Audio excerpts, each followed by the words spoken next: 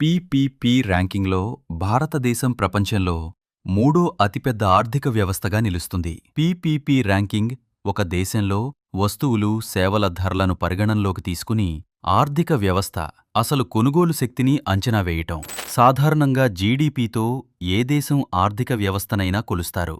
అలాగే మరొక పద్ధతి పర్చేజింగ్ పవర్ ప్యారిటీ, అంటే పీపీపీ ద్వారా కూడా ఆర్థిక వ్యవస్థను అంచనా వేస్తారు. అభివృద్ధి చెందుతున్న దేశాల్లో జీవన వ్యయం తక్కువగా ఉండటం వల్ల భారత్, చైనా వంటి దేశాలకు పీపీపీలో పెద్ద ప్రయోజనం లభిస్తుంది. అందువల్లనే ఇండియా వరల్డ్లో పీపీపీ ద్వారా మూడో స్థానానికి ఎదిగింది.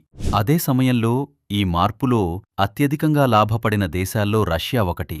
నామినల్ జీడీపీలో యూరప్లో 5వ స్థానంలో ఉన్న రష్యా పీపీపీలో యూరప్లోనే అతిపెద్ద ఆర్థిక వ్యవస్థగా మారుతుంది. మరో ఆసక్తికరమైన ఉదాహరణ ఇండోనేషియా. నామినల్ ర్యాంకింగ్లో 17వ స్థానంలో ఉన్న ఈ దేశం పీపీపీలో ఏకంగా 10 స్థానాలు ఎగబాకి ప్రపంచంలో 7వ స్థానానికి చేరుతుంది. అంటే ప్రపంచంలో నంబర్ 1 ఆర్థిక వ్యవస్థ ఏది అనే ప్రశ్నకు మార్కెట్ విలువల ప్రకారం చూస్తే అమెరికా, కొనుగోలు శక్తి ప్రకారం చూస్తే చైనా.